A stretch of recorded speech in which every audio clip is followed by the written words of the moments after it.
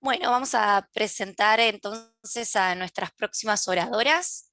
Ellas son Camila Galván, que es licenciada en enfermería, especialista en terapia intensiva y sistemas de información en salud del Hospital Italiano, y es también candidata a magíster en informática en salud, y ocupa el puesto de Product Manager en Osana Salud. Y Florencia Meller, que es diseñadora enfocada en la experiencia de usuario, y se desempeña como diseñadora UX en Osana Salud también. Ellas nos van a hablar hoy de Design Thinking, co-creando con pacientes. Bienvenidas, chicas, ¿cómo están? Buen día a todos y todas. Perdonen Hola. el ruido de fondo, pero bueno, esto es vivir en Mm, Buenos Aires, siempre hay una obra cercana. No hay problema, Cami. Cuando ustedes quieran, comparten pantalla y arrancan. Bien, ¿ahí están viendo o no? Yo estoy compartiendo. Sí, Sí, sí, sí. perdón, ahí lo vi. Bien, bárbaro, buenísimo. Bueno, buen día a todos y todas. Antes de comenzar queríamos agradecer la invitación a este evento. Es muy importante para nosotras compartir nuestra experiencia con referentes del área de informática en salud, así que nada, nuevamente muchas gracias por la invitación. Flor, ¿quieres presentarte? Sí, buenos días, ¿cómo están todos? Mi nombre es Florencia Meller, soy diseñadora UX UI, desempeñándome en el último tiempo como centralizado en la experiencia de usuario. Yo vengo de un background de arquitectura, donde focalizaba la experiencia de usuario de un lado más físico. Ahora ya estoy en el campo digital y focalizándome de lleno en salud. Bien, bueno, yo soy Camila Galván, soy licenciada en enfermería, especialista en terapia intensiva e informática en salud, recibida en el Hospital Italiano de Buenos Aires. Bueno, soy candidata a magíster también del Instituto Universitario y actualmente me desempeño como Product Manager en Osana Salud. Antes de comenzar, les contamos que Osana Salud es una startup que diseña experiencias centradas en los pacientes, y nuestro equipo hoy está distribuido en Argentina, Venezuela, España y Estados Unidos. Y bueno, seguimos sumando talento para seguir mejorando nuestros productos. La visión de Osana es lograr que la atención de salud sea asequible y accesible para todos en Latinoamérica, y nuestra misión es desarrollar infraestructura tecnológica conectada por APIs para el sistema de salud. Nuestros valores son: primero, los pacientes, sueñan grande, ve rápido, aprende más rápido, ¿no?, a través del feedback, y bueno, incorporar diversidad, inclusión y pertenencia. En resumen, lo que buscamos es que los pacientes puedan autogestionar su salud de la mano de la tecnología, y bueno, tenemos implementados varios productos de los cuales, ¿no?, seguimos obteniendo feedback. Pero en el día de hoy, en esta presentación, nos concentraremos en cómo co-creamos herramientas para y con pacientes. Flor. Bueno, como vieron en el título de la presentación, nos vamos a enfocar en una metodología que se llama Design Thinking. Esta metodología, como lo dice el nombre, es un pensamiento de diseño. Nace en los 70 en la Universidad de Stanford en California, y es cuando uno empieza a preguntarse cuál es la relación entre objeto y usuario. En este contexto, y tratando de empezar a comercializar esta ideología, la consultoría IDEO es la que empieza como a reformularlo y a comercializarlo. Y las principales, en lo que se basa esta metodología, es que es una metodología ágil y multidisciplinaria. Esto abarca todas las áreas de una empresa. Puede abarcar el área de desarrollo, de marketing, de diseño, de UI, de psicología. Está centrada en el usuario, y es una técnica que se basa en la creatividad y la innovación. Se basa en extraer insights de los usuarios y después estos insights transformarlos en un producto. Acá nos estamos preguntando si estamos resolviendo un problema para un usuario real y de una forma significativa. ¿Querés pasar a la próxima? Aquí tenemos que ver que pueden converger tres áreas. En este caso, las personas. Tenemos que ver que el producto sea atractivo para las personas, tenemos que empatizar con ellos y generar una buena experiencia. Después, en cuanto a la tecnología, tenemos que ver que sea factible, que sea eficiente y que sea adecuada. Esto lo podemos corroborar. Hay un ida y vuelta constante con el área de desarrollo para corroborar que en cuanto a nuestras prioridades y nuestros tiempos esto se pueda cumplir, y en cuanto al negocio que sea viable y que sea rentable. Si todas estas características se cumplen, podemos hablar que hay innovación en la experiencia. La próxima. Bueno, el Design Thinking, como nombré, es una metodología que en este caso está compuesta por 5 etapas. Hay veces que puede llegar a ver que se ven 6, porque a veces se nombra una 6ª etapa que es la de implementación. En este caso nosotros vamos a hablar de 5 etapas. Vemos que es un proceso iterativo, no es lineal. Esto es muy útil para nuestro caso, que somos una startup, porque se generan muchas ideas muy rápido y tenemos que iterar y validar y volver a las fuentes de nuestros usuarios, generalmente. Estas 5 etapas se pueden generalizar en 3 partes, perdón. Tenemos la parte primero de entendimiento. La parte de entendimiento tiene que ver con empatizar con nuestros usuarios. Esto es muy importante ya que podemos conocerlos, pero en este caso también tenemos que comprenderlos.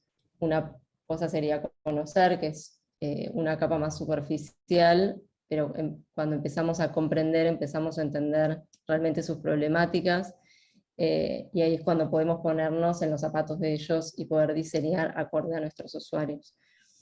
Después entramos a la parte de definición, en donde generamos una hipótesis.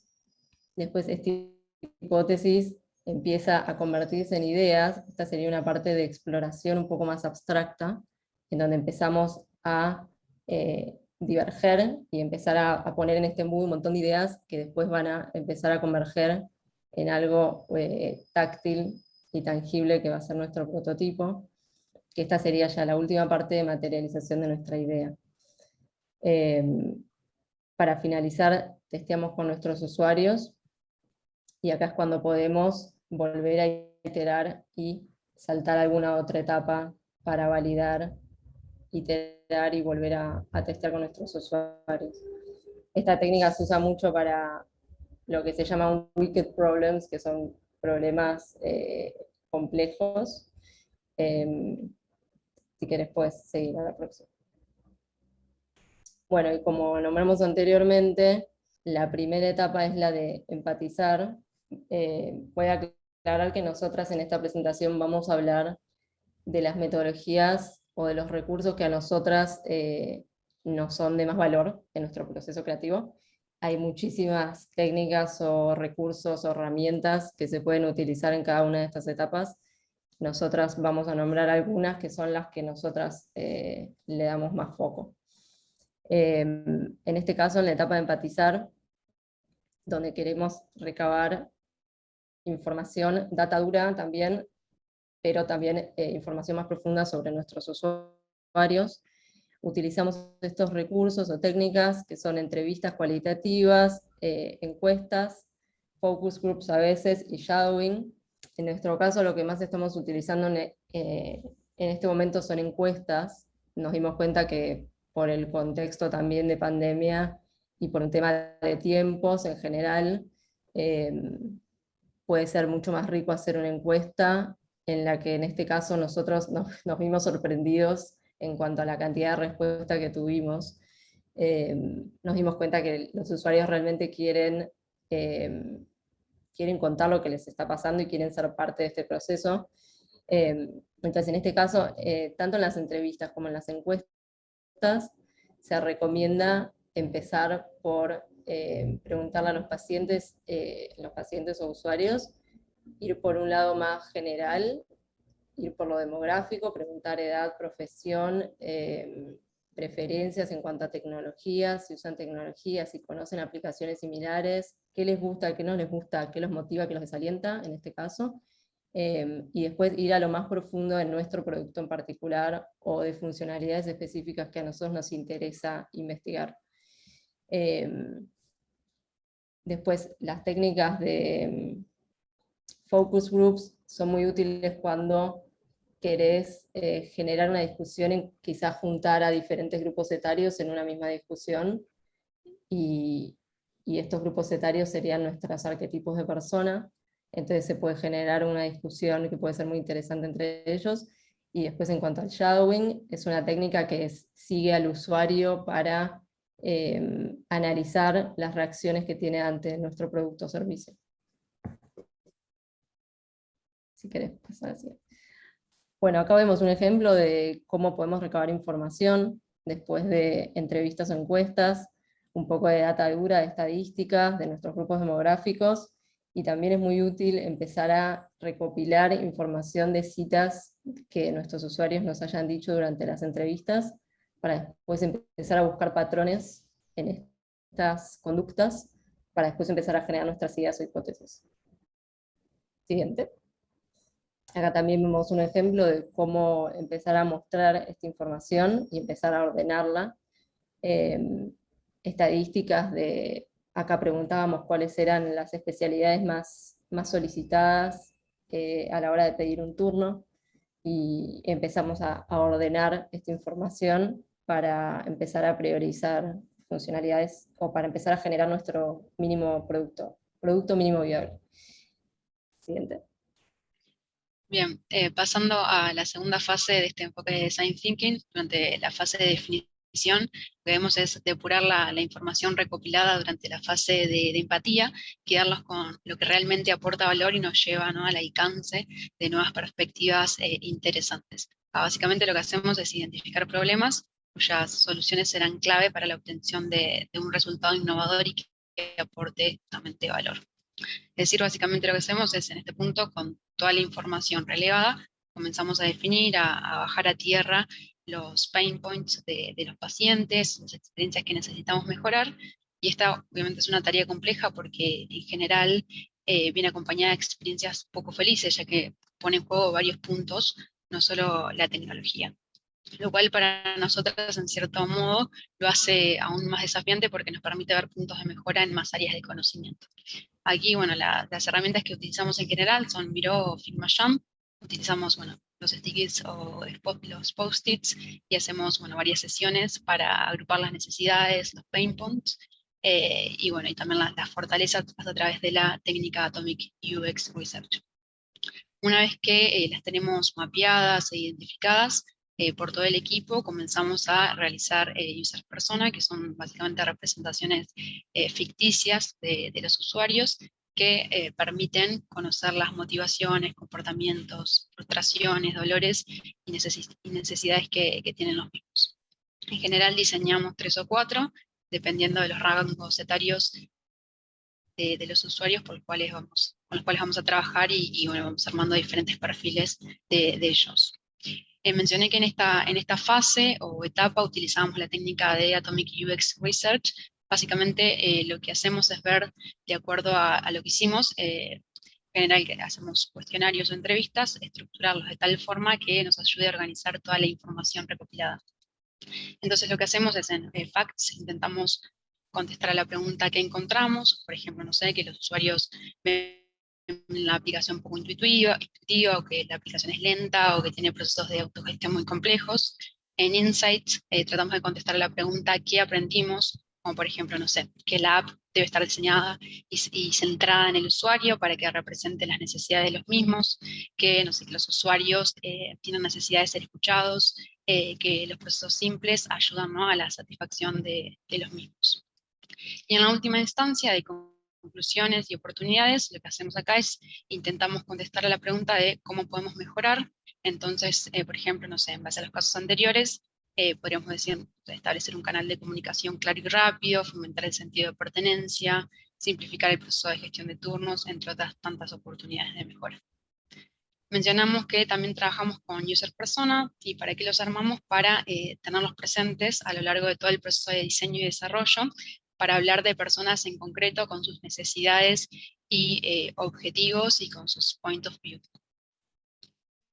En los Journey Maps plasmamos un resumen de los user persona, los objetivos y expectativas de los usuarios, y en algunos casos también se agrega un pequeño point of view del usuario, y por último las sensaciones o sentimientos que le genera el producto con el cual estamos probando. Se pueden mapear las frustraciones con un momento del flujo en particular. Bien, ahora pasamos a la tercera fase de este enfoque de Design Thinking, la etapa de ideación, que tiene como objetivo la generación de un sinfín de opciones. Acá no debemos quedarnos con la primera idea que se nos ocurra. En esta fase las actividades favorecen el pensamiento expansivo y debemos eliminar los juicios de valor. A veces las ideas más estrambóticas son las que generan soluciones visionarias. Así que en esta etapa de ideación, con toda la información relevada y mapeada, comenzamos a pensar en cómo podemos mejorar esas necesidades y o pain points con nuestras propias herramientas. Aquí hacemos sesiones de brainstorming, lluvia de ideas, y también seguimos utilizando lo que es Miro, Figma, Jam, y bueno, con todos lo que son sus herramientas tipo stickies, y agrupamos todo lo que se nos va ocurriendo. Asimismo, en esta etapa también ponemos un orden de prioridad de acuerdo a lo que nos reportan y a lo que se va repitiendo, porque en un primer MVP no podemos solucionar todos los problemas, entonces ponemos un ranking de prioridades a atacar. Una vez que tenemos los esbozos de estas ideas y soluciones para los problemas, pasamos a la etapa siguiente. Pero antes de pasar a la etapa siguiente, hay 6 reglas de IDEO, que es el precursor de este enfoque de Design Thinking. Ellos dicen que la lluvia de ideas no es una técnica nueva, es una reunión en la que muchas personas deben decir y explicar la mayor cantidad de ideas posibles sin restricciones. Lo que se busca acá es que el tiempo del encuentro sea bien aprovechado con objetivos claros, y para ello ellos proponen 6 reglas. La primera es postergar juicios de valor, es decir, adoptar una mentalidad abierta en las sesiones estas de ideas, y tener en claro que todas las ideas son válidas en esta instancia. La segunda es fomentar las ideas absurdas, extremas y radicales. Lo que ellos dicen, incluso una idea descabellada que podría no implementarse jamás, puede llevarte a la próxima innovación radical. La tercera es construir sobre las ideas de los demás integrantes. La cuarta, tener una conversación a la vez, tratar de escuchar cada idea antes de anotarla, porque casi siempre las ideas de los demás inspiran las mejores ideas del resto del grupo. La quinta es ser visual para explicar, tratar de dibujar, escribir en post-it, en hojas de papel, para que sea más simple de explicar. Y la sexta, tratar de priorizar cantidad sobre calidad. Ellos lo que dicen es que hay que intentar tener entre 40 y 50 ideas como mínimo en cada sesión de brainstorming. Ahora sí pasamos a la siguiente fase. Flor. Okay. La próxima fase, que es la cuarta, es la de prototipar. En esta fase empezamos a pasar estas ideas a un campo tangible. Esto pone de manifiesto elementos a modificar o refinar antes de pasar a la etapa de testeo. En esta etapa tenemos, para llegar al prototipo, para empezar a generar la estructura de nuestro prototipo, tenemos varios ejercicios o técnicas que podemos implementar con nuestros usuarios. En este caso, la primera sería la de card sorting. Este ejercicio se basa en generar una serie de conceptos en los cuales los usuarios tienen que agrupar por similitud. Esto nos sirve a nosotros para empezar a generar categorías o empezar a definir funcionalidades según lo que nuestros usuarios agrupen. Hay varios tipos de card sorting, puede ser abierto, cerrado o híbrido. Estas son diferentes técnicas según lo que queremos nosotros buscar.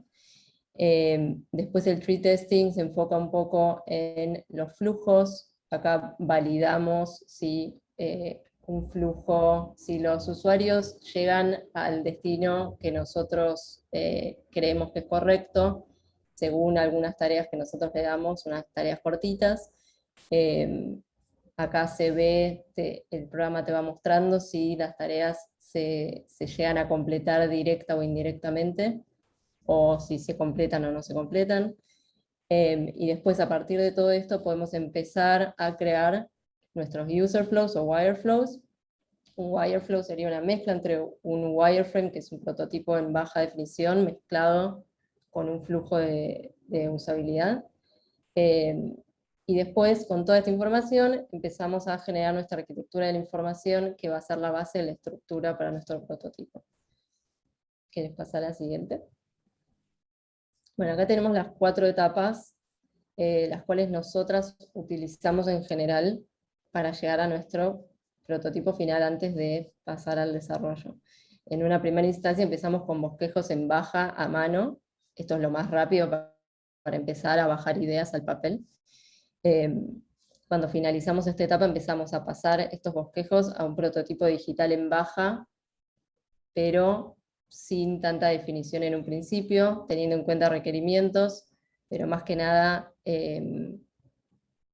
tratando de estructurar un poco esta información que estaba al principio más desordenada, después pasando al prototipo digital en blanco y negro, más a media alta. Acá ya empezamos a utilizar patrones de diseño, empezamos a tener en cuenta un poco nuestro sistema de diseño, nuestro tono, nuestra voz, iconografía, tipografía, etc.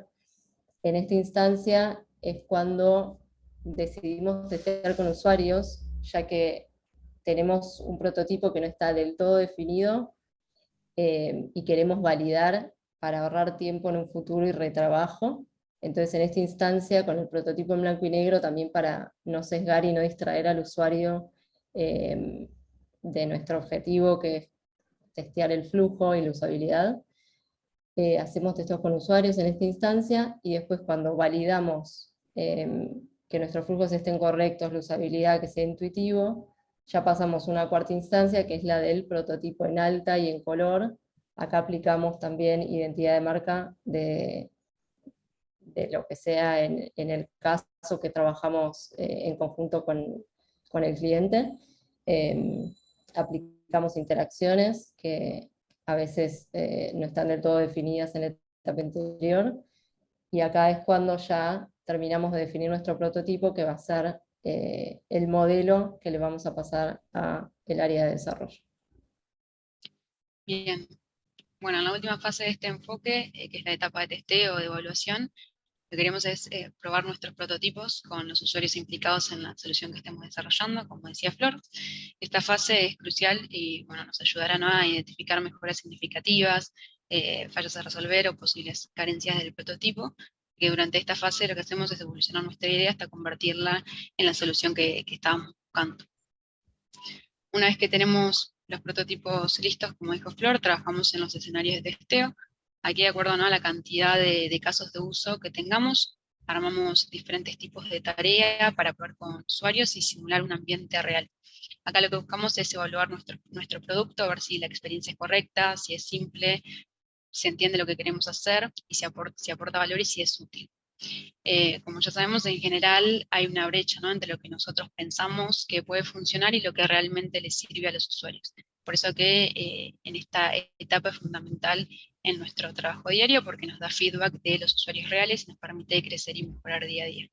En general realizamos 5 testeos, ya que con 5 usuarios tenemos el 80% de los errores vistos, analizamos e iteramos, así hasta tener un producto aceptable. En relación al escenario para el test, lo que hacemos es crear un perfil con nombre, apellido, edad, e intentamos que el usuario simule ser esa persona durante el mismo. Antes de comenzar con las tareas, es súper importante contarle al usuario que va a llevar a cabo el testeo, cuál es el propósito, ¿no?, del mismo, que no, tratar de enfatizar en que no lo estamos evaluando a él o a ella, sino que estamos evaluando las pantallas que vamos a mostrarle y que todo lo que piense nos lo comparta, ya que bueno, es muy rico entender las sensaciones que generan las pantallas para poder mejorarlas si fuera necesario. En nuestro caso, como somos una empresa que trabaja 100% remoto, convocamos a los usuarios para hacer las sesiones vía Zoom, lo cual en cierto modo nos da más llegada a diferentes usuarios de zonas que quizás presencialmente no llegaríamos. Una vez que le contamos el escenario y el propósito, compartimos pantalla y cedemos el control remoto, y de esta forma logramos ver las interacciones de los usuarios con el sistema que están probando. Para ello, les damos tareas para que realicen y las vamos evaluando del 1 al 4, siendo 1 que completa la tarea sin dificultad y 4 que no completa la tarea. Una vez realizados los testeos con los usuarios, analizamos las métricas y de acuerdo a ellas definimos si hay algún flujo que hay que cambiar. Cabe destacar que es un proceso iterativo y depende, ¿no?, de cada uno hasta dónde quiere mejorar el producto. Por supuesto también depende de los deadlines que uno tenga planteado con los clientes, pero bueno, en nuestro caso, como somos una startup, una vez que tenemos un producto con métricas aceptables, intentamos salir lo más rápido posible al mercado para llegar a más personas y hacer la prueba de concepto en el ámbito real y no en un ámbito de laboratorio. Y seguir obviamente, ¿no?, con este proceso iterativo de mejora continua. Bueno, bien, llegamos al cierre de esta presentación. A modo de conclusión, podríamos decir que los sistemas de atención en salud requieren de innovación continua para satisfacer las necesidades de los pacientes y de los profesionales de la salud. Sin embargo, sabemos que estos grupos de interés no siempre se tienen en cuenta cuando se diseñan nuevas intervenciones o procesos del sistema, lo que da, ¿no?, como resultado productos que no se utilizan porque no tienen en cuenta el contexto humano, la necesidad o la factibilidad. Y el uso, ¿no?, de este enfoque de Design Thinking permite a nuestros equipos multidisciplinarios cuestionar los supuestos, los sesgos y desarrollar intervenciones aceptables y factibles que tengan un impacto para los usuarios reales. Más aún en nuestra área de interés, que es súper compleja, que trabajamos con usuarios con problemas reales y a su vez contamos con usuarios que quieren involucrarse cada vez más, que demandan más uso de la tecnología en un área que se ha quedado atrasada en comparación con otras, y que quieren y que necesitan ahorrar tiempo. Así que bueno, muchas gracias por participar de la charla, les dejamos nuestros contactos para cualquier consulta y nuevamente gracias al comité organizador por hacernos parte de este evento.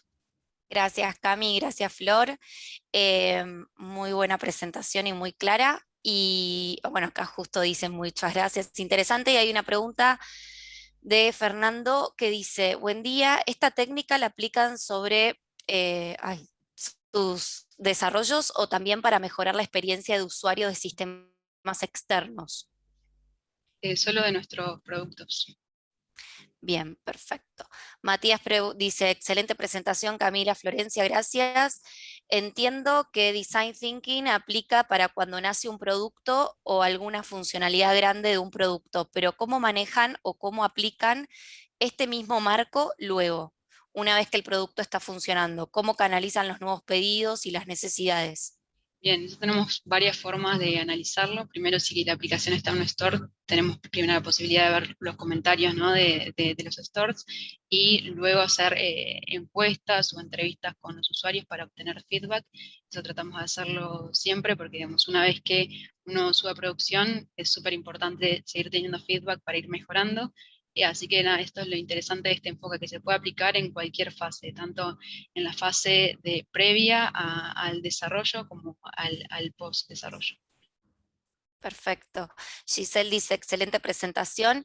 Y yo tengo una pregunta, chicas. Teniendo en cuenta esto, ¿no?, de que trabajan en una startup y que esto que hay que salir rápido con un producto, ¿cuánto tiempo en aproximado se toman ustedes para cada uno de los proyectos en hacer este proceso de design thinking? Más o menos cuánto les toma o en qué, o digamos cuánto establecen de tiempo para hacer todo este proceso, esta técnica. Bien, todo depende de la cantidad de proyectos que estemos manejando en paralelo. Si nos enfocamos en un solo proyecto para tratar de salir lo antes posible, en 2 o 3 semanas podemos completar todo este proceso, todo este enfoque. Pero bueno, como te decía, siempre depende de la cantidad de productos que estemos manejando en paralelo. Bien, ¿y les ha pasado, por ejemplo, en base a la experiencia de cada uno de ustedes, que quizás si la técnica está correctamente realizada para un cliente, puede ser replicable quizás para los resultados para otro cliente que es similar, o en general siempre encaran la técnica para cada uno de los clientes por separado, más allá de que tenga similitudes? En general tratamos de encararla siempre para cada uno de los clientes, porque bueno, en general los usuarios tienen, dependiendo de la institución y a lo que se aboque o el objetivo, ¿no?, de la institución, tienen como misiones diferentes y todos quieren mejorar diferentes cosas, así que sí tratamos de que sea personalizado para cada institución. Bueno, buenísimo, Camila, Florencia, muchas gracias por participar de las jornadas y bueno, esperamos que sigan disfrutando también del resto de las charlas si pueden. Y cualquier persona del auditorio que quiera contactarlas, tienen los datos de contacto en el perfil de la plataforma, en cada uno de los perfiles de las chicas. Muchas gracias. Chao, Gracias, chao, Flores. gracias a todos. Bueno, vamos a pasar a nuestros próximos oradores. Los voy a presentar. Ellos son Martín Friedman, es abogado y tiene a su cargo el asesoramiento de instituciones de salud en lo que tiene que ver con las normativas regulatorias, protocolos y prevención de contingencias y litigios de responsabilidad médica. Y actualmente se encuentra cursando el posgrado en salud digital de la UBA. Después está Paula Eugenia Coan, que es abogada recibida en la UBA, diplomada en Derecho 4.0 de la Universidad Austral y posgraduada en Derecho e Inteligencia Artificial de la UBA. Y Vanina Esquiv, perdón Vanina si no sé pronunciar bien tu apellido, que es médica especialista en oftalmología y diplomada en telemedicina por la UCAMI. Ellos nos van a hablar sobre telesalud en el Río de la Plata, donde estamos. Bienvenidos y muchas gracias por estar acá. Muchas gracias. ¿Qué tal? Buen día. Ya puedo, Buen estoy día. habilitada para compartir pantalla, ¿no es cierto? Sí, Vanina, fíjate y vemos cualquier cosa, si hay algún problema. Ahí está, perfecto. Perfecto. Bueno, como bien dijiste, el título es Telesalud en el Río de la Plata porque el trabajo surge con la idea de explicar un poco cómo estamos en relación a la legislación y qué sería lo bueno, qué sería lo positivo para avanzar y lo negativo para frenar en esto, en un tema particular telemédico, en mi caso, como soy oftalmóloga, relacionado a lo que son las imágenes en medicina y en mi caso particular, las imágenes retinales. El trabajo lo lleva adelante un equipo médico, nosotros somos todos cursantes del posgrado de salud digital en el Observatorio de Salud de la UBA, a cargo de la doctora Eisenberg, que fue quien tuvo la iniciativa de proponernos participar en este evento. Lo primero que tenemos que tener en cuenta a nivel, o como médicos, es que cuando uno toma una imagen, no es lo mismo una imagen que todo el mundo puede visibilizar, como puede ser, por ejemplo, una imagen de la piel o una imagen del rostro, de aquellas imágenes que son tomadas en órganos donde otros no pueden visibilizar más que quien está realizando la práctica, como puede ser, para decirlo en un lenguaje coloquial que todos entiendan, una endoscopía, que se acompaña a la imagen de una foto, o en el caso del ojo, una imagen de la retina. La retina, como ven acá en el dibujo, es una estructura neurovascular a la cual se accede a través de la pupila, que es un orificio literal que nos permite tomar esa imagen.